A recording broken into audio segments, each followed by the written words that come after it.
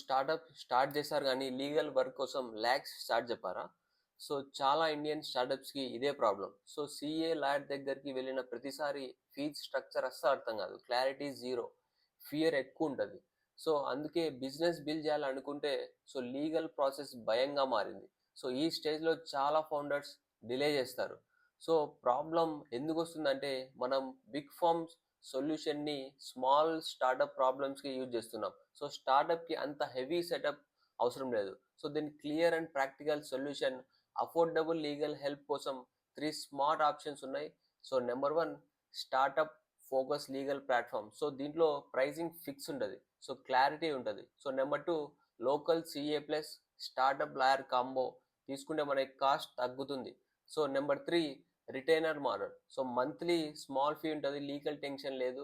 So ఇక్కడ key point ఏంటంటే so startup experience ఉన్న వాళ్ళకి మాత్రమే చూస్ చేసుకోండి.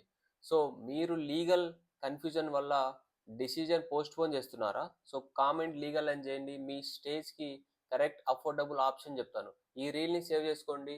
లీగల్ మిస్టేక్స్ ఒక్కటి చాలు మీ స్టార్టప్ స్లో అవ్వడానికి.